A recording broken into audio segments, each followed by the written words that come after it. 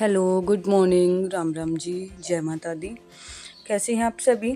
I hope कि आप सभी भी अच्छे होंगे और भले चंगे होंगे और आप सभी के भी नवरात्रे अच्छे चल रहे होंगे, मज़े से चल रहे होंगे। तो माता रानी आप सभी की सारी विश पूरी करें। तो ये देखिए जी, आज ना मैं आपके साथ अपना morning to evening routine share कर रही हूँ। तो जिस तरह से जैसे मैं अपना काम मैनेज कर रही हूँ, तो अभी मम्मी भी नहीं है हाल फिलहाल पे, तो काम थोड़ा सा दिक्कत आ रही है मुझे, दोनों बच्चे संभालने पड़ते हैं और फिर कुछ जैसे कि नवरात्रे चल रहे हैं तो भोग के लिए भी कुछ न कुछ बनाना होता है। और हाल फिलहाल मेरी हो रही है तबीयत ख़राब, तो इसी वजह से 2 दिन से व्लॉग नहीं अपलोड कर पा रही हूँ। ये छठे नवरात्रे के दिन की क्लिप है। तो इस दिन तो मैं ठीक थी, तो 7वें नवरात्रि वाले ही दिन मेरी तबीयत ज़्यादा ख़राब हो गई थी और मैं तो सोच रही थी कि शायद आज के दिन अष्टमी की कढ़ाई होगी, पर आज अष्टमी की कढ़ाई नहीं कर रहे हमारे यहाँ पे। और आपके यहाँ पे अष्टमी की कढ़ाई कब कर रहे हैं तो वो कमेंट करके बताना ज़रूर से ज़रूर। तो पर हमारे यहाँ पे तो नवमी और अष्टमी एक ही दिन मनाई जा रही है, यानी कि आठवीं की कढ़ाई होगी वो कल होगी। तो ये देखिए जी, सुबह के टाइम की क्लिप है। आरव और इसके पापा चले गए हैं, आरव स्कूल गया है और वो चले गए हैं ऑफिस। तो ये है 7:30 बजे की, 7:15 के आसपास की क्लिप है। तो सबसे पहले इससे पहले दिन मैंने धोए थे कपड़े, तो शाम को काफ़ी टाइम हो गया था कपड़े नीचे लेके आई थी, तो उस टाइम पे मैं रात को मैंने ऐसे ही छोड़ दिए थे कपड़े। तो उसके बाद मैंने सारे कपड़े फोल्ड करके रखे और जो बच्चों के कपड़े होते हैं वो नीचे रखे जाते हैं, नीचे वाली अलमीरा में, और जो मेरे और आरव के पापा के कपड़े होते हैं वो ऊपर रखे जाते हैं। तो जो प्रेस के कपड़े हैं, देखूंगी दिन में टाइम लग गया तो उन पे प्रेस कर दूंगी, नहीं तो फिर नेक्स्ट डे ही होगी प्रेस। तो क्योंकि आज काम कुछ ज़्यादा ही है तो इस वजह से मुझे नहीं पता कि आज टाइम लगेगा या नहीं लगेगा। तो रूटीन में आपके साथ पूरा शेयर करूँगी। तो उसके बाद मैंने झाड़ू पोछे का काम निपटाया, और दिन तो मैं सुबह जल्दी नहा लेती थी क्योंकि उठते ही एक बार जोत संभालनी होती है, नवरात्रों के व्रत चल रहे हैं। पर आज मैंने सोचा, आज मेरी तबीयत ठीक सी नहीं लग रही थी, कुछ सुबह ही हल्की हल्की सी हरारत सी लग रही थी। मैं क्या चलो बाद में नहाऊंगी, अभी नहीं नहाती। तो ये है 8:45 की क्लिप। मैंने करा है अभी वेदांशी का लंच पैक। तो मैंने बनाए हैं वेदांशी के लिए पोहे, और वेदांशी के लिए और आरव के लिए जब पोहा या मैगी बनानी होती है तो उसमें कोई भी वेजेस नहीं डालनी होती, क्योंकि अगर प्याज तक भी डाल देती हूँ तो मैं उसको निकाल के अलग से रख देते, तो कुछ नहीं डालती मैं, सिर्फ 1 चम्मच देसी घी में छोंक लगाना होता है। और सिर्फ सिंपल बनाए हैं, बिल्कुल कड़ी पत्ते का तड़का लगा के। तो मैंने वेदांशी को भेज दिया है, और उसके बाद फिर यहाँ पे आ गए थे भट्ठे वाले बच्चे। और सुबह भट्ठे वाले बच्चे ना कम से कम 12-13 बच्चे तो आराम से आते हैं। तो अभी हाल फिलहाल तो कुछ था नहीं, क्योंकि मैंने सुबह बच्चों को रोटी भी दे दी थी। तो ये ना 2-3 दिन पहले आरव के पापा गए हुए थे कहीं पे, जिस दिन हम बादरगढ़ गए थे ना, तो उसी दिन शाम के टाइम पे आरव के पापा के फ्रेंड के यहाँ पे हुआ है भतीजा, तो वहाँ पे गए थे वो फंक्शन में। तो वहाँ से ये जलेबी आई थी, तो मैंने इन बच्चों को वही दे दी है। मैं क्या, खाली नहीं जाने चाहिए बच्चे, कुछ ना कुछ तो खाने पीने का ज़रूर से ज़रूर होना चाहिए। तो जो भी घर पे रखा होता है, नमकीन है, बिस्किट है, रोटी है, तो ये नहीं बोलती कि मैं स्पेशल अलग से कुछ बना के रखती हूँ। हाँ, जो भी कुछ मुझे मिल जाता है तो मैं वो ही बच्चों को खाने के लिए दे देती हूँ। तो उसके बाद मैंने अपनी पूजा कर ली है। पूजा करने के बाद फिर मैंने थोड़ी देर तक मम्मी से बात की, क्योंकि मम्मी की तबीयत आप सभी को पता है कि काफ़ी ख़राब हो रही है। और फिर मेरी मम्मी, यानी कि मेरी सासू माँ और मेरी मम्मी दोनों की ही तबीयत हाल फिलहाल ज़्यादा ख़राब है। तो मम्मी भी 4-5 दिन से दिल्ली हॉस्पिटल में एडमिट हैं। तो अभी मैंने कम से कम आधा पौना घंटा दोनों से बात की है। पहले मम्मी से बात की, मतलब दोनों मम्मियों से बात करी थी मैंने, दोनों का हालचाल पता करा। उसके बाद फिर वेदांशी के आने से पहले मैंने सोचा कि चलो मैं कुछ एक आध काम और निपटा लूँ। तो कई दिनों से ना दूध इकट्ठा हो रहा था ज़्यादा, क्योंकि मम्मी के बगैर ना चाय वाय भी कम बनती है। अगर जो साथ में दूसरा बंदा होना तो कुछ ना कुछ काम, खाने पीने का, ये सारे काम होते रहते हैं टाइम टू टाइम। और स्पेशली बड़े बंदे का घर में होने का ये फ़ायदा है, या फिर डर लगा लो या शर्म लगा लो, कुछ भी लगा लो, मतलब सब कुछ ना एक सीक्वेंस में चलता है।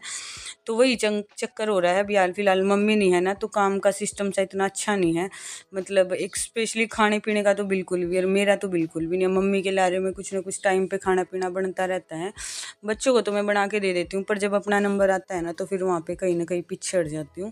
तो इस वजह से दूध 3-4 दिनों से ना ऐसे ही बचा बचा रखा रह रहा है, एक्स्ट्रा एक्स्ट्रा। तो आज उस दूध का यूज़ करूँगी मैंने 3-4 दिन की मलाई इकट्ठी हो गई थी, एक गैस पे मलाई गर्म होने के लिए रख दी है और दूसरे वाली गैस पे मैंने 1.5-2 किलो दूध रख दिया है।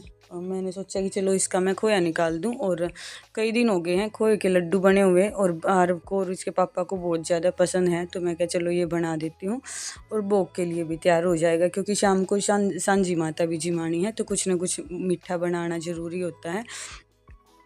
तो इस दौरान बीच में मैंने मलाई गर्म होने के बाद मैंने सबसे पहले अपनी चाय बना के पी। मैं क्या पहले चाय पी लूँ, उसके बाद क्योंकि काफ़ी देर लगना ही था इस काम में, खड़े खड़े पैर दुखने लग जाएंगे, क्योंकि एक तो तबीयत ही थोड़ी ढीली डाली है। अगर तबीयत ठीक हो ना तो फिर इतनी ज़्यादा दिक्कत नहीं होती, पर जब तबीयत ख़राब होती है ना तो सभी चीज़ों में प्रॉब्लम आती है।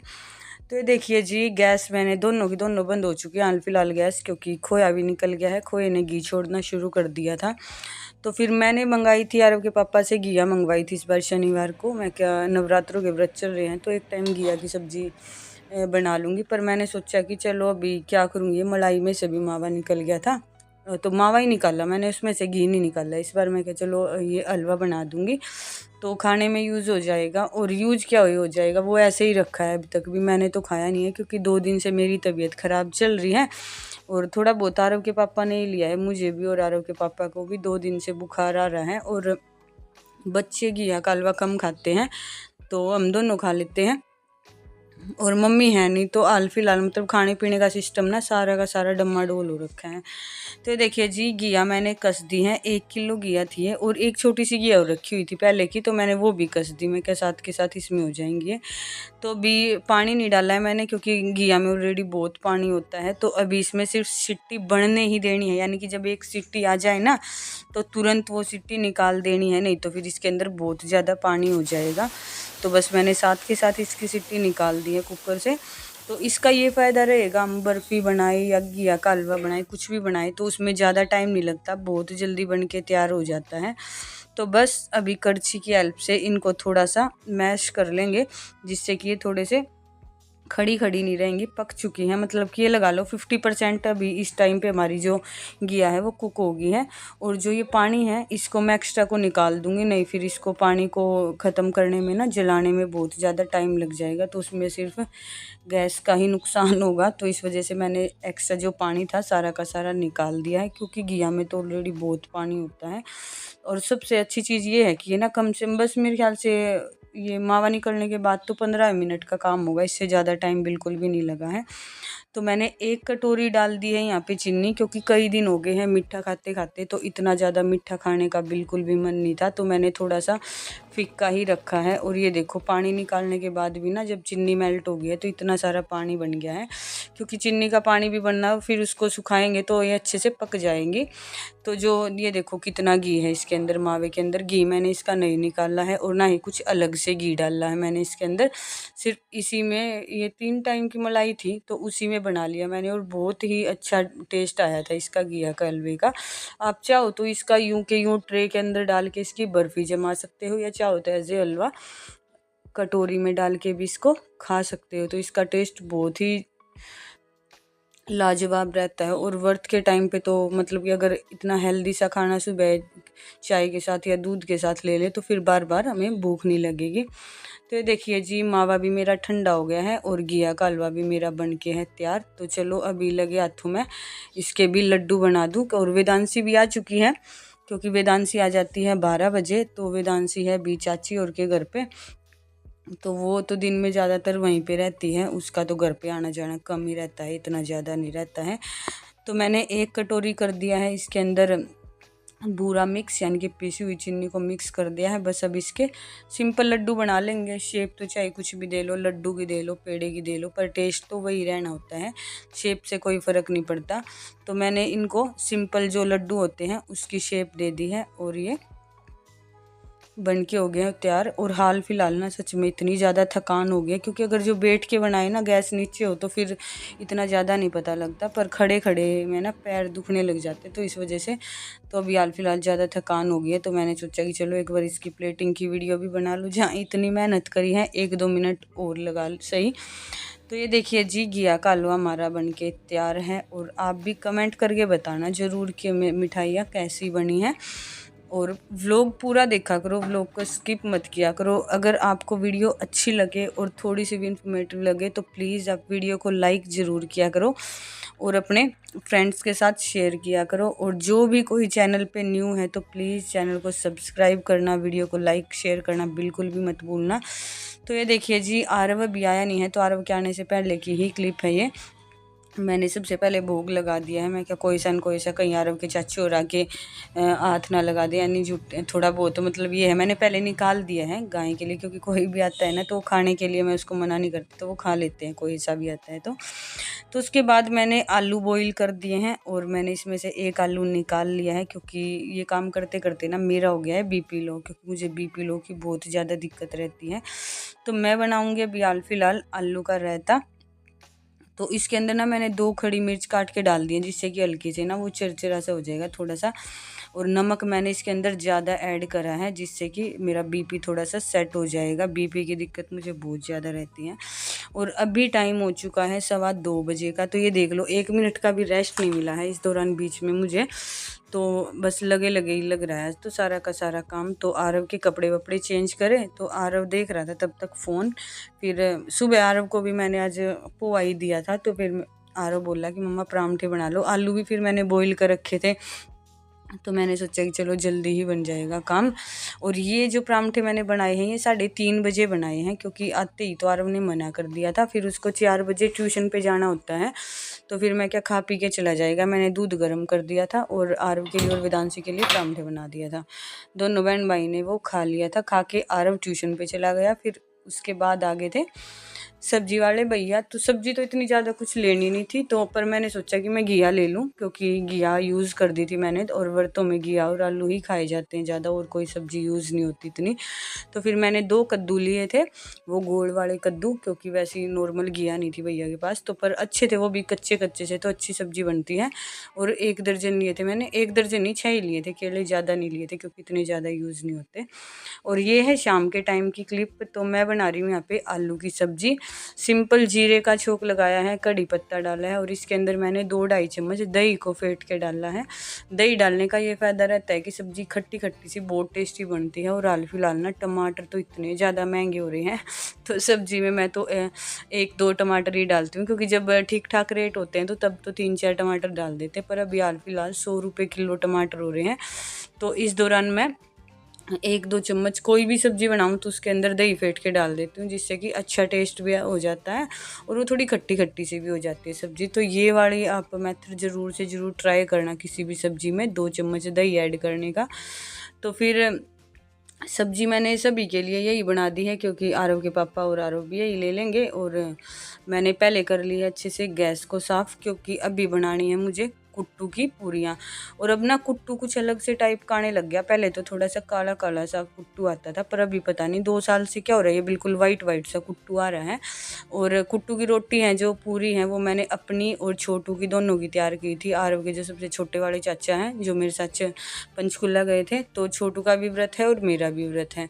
तो फिर मैंने, चाची की आज तबीयत सी ख़राब थी, तो मैं क्या चाची आप रहने दो, तो अपनी और छोटू की रोटी मैं खुद ही बना लूँगी। तो फिर मैंने अपनी और छोटू के लिए बनाई थी पूरियाँ। तो पहले मैंने सोचा कि कहाँ पे पन्नी वगैरह का झंझट करूँगी, तो मैं क्या हाथ से ही इनको वो कर लूँगी ठीक सेट थोड़ी सी शेप में। पर मैंने हाथ से फैला के देखा इनको, तो अच्छी शेप भी नहीं आई। और फिर क्योंकि वो ज़्यादा पतली पतली सी होगी तो इतनी अच्छी वो फूली भी नहीं। फिर उसके बाद मुझे दोबारा से एक पन्नी लेके आनी पड़ी, तो फिर मैं लेके आई हूँ दोबारा से यहाँ पे पन्नी, क्योंकि अगर पन्नी की हेल्प से हम कुट्टू की रोटी है, सामक की किसी भी चीज़ की रोटी बनाते हैं ना, बाजरे की रोटी है, जैसे कि अभी सर्दियाँ आ गई हैं तो बाजरे की रोटी है, मक्की की रोटी बनती है खूब, तो मैं तो पन्नी की हेल्प से ही बनाती हूँ, हाथ से इतनी अच्छी नहीं बनती मेरे से। तो इसमें बिल्कुल भी दिक्कत नहीं आती। बस ये है थोड़ी सी लोई है वो थोड़ी सी मोटी लेनी है, यानी कि आटा थोड़ा सा ज़्यादा ले लेना है, जिससे कि वो अच्छे से फूल जाए। पहली 2-3 पूरी मेरी किस वजह से नहीं फूली है, क्योंकि एक तो वो ज़्यादा पतली हो गई थी और फिर हाथ का ज़्यादा दबाव आ गया, तो इस वजह से नहीं वो अच्छी सी फूल पाई। पर पहले की जैसे मम्मी हैं और वो तो मतलब अच्छे से फुला लेते हैं, पर मेरे से नहीं फूलती है। देखो पीछे चपटी चपटी सी पूरियाँ हैं, मतलब वो मट्ठी टाइप की हो गई हैं। पर बाद में मैंने ये 3 पूरियाँ वो होने के बाद में मैंने पन्नी से बनाई, तो बहुत अच्छी फुली फुली, जैसे वो भटूरे बनते हैं ना, बिल्कुल उस तरह की पूरियाँ बन के तैयार हुई हैं, आप देख सकते हो। और टाइम अभी यहाँ पे 8 बजने वाले थे, तो पर कोई दिक्कत नहीं थी। मैंने यही था कि भाई बच्चों ने खाना खा लिया है, आरव के पापा ने खा लिया है, तो अभी मैं आराम से बनाती खाती रहूँगी, कोई इतनी ज़्यादा दिक्कत नहीं है। तो छोटू को भी खा के बाहर जाना था, तो फिर मैंने पहले छोटू को ही बना के दे दी है। मैं क्या, फिर मेरा भी काम निपट जाएगा। मैं कहीं बाहर चला गया ना तो फिर ज़्यादा देर तक काम फैला रहेगा मेरा, क्योंकि फिर कब तक उसका वेट करूँगी। पर मैंने बना के दे दी। और ये देखो थोड़ी मोटी सी ही बेली है मैंने, ये जो पूरी बेली है। मोटी बेलने का ये फ़ायदा है कि भाई ये अच्छे से फूल जाएगी। तो बहुत अच्छी है ये वाली टेक्निक, ज़रूर से ज़रूर ट्राई करके देखना, एकदम फुली फुली पूरी बन के तैयार होती हैं। तो ये देखिए जी, थाली कंप्लीट करने के लिए फिर मैंने ये एक सामकिये की जो ये चिप्स होती है ना, मैंने शॉर्ट्स में डाली थी, आलू की, सामकिये की, साबूदाने की, ये जो चिप्स लेके आ रखी हैं व्रत की, तो वो फ्राई कर ली है अपनी थाली को कंप्लीट लुक देने के लिए। तो ये देखिए जी, आज भोग की थाली ये है। और रहता तो ना ये दिन वाला ही रखा है, वही बच गया था, तो फिर मैं क्या, ये यूज़ हो जाएगा। तो ये देखिए जी, कमेंट करके बताना कि आपको आज की व्रत वाली थाली कैसी लगी है। और बहुत मेहनत लगती है एक वीडियो बनाने में, अपलोड करने में। तो ये वीडियो ना कम से कम 3 घंटे की वीडियो बनी थी, जिसको कट करके मैंने 16-17 मिनट में कन्वर्ट किया है। तो आप वीडियो को लाइक किए बगैर मत जाया करो, तो वीडियो को लाइक कर दिया करो, ज़रूर से ज़रूर शेयर कर दिया करो।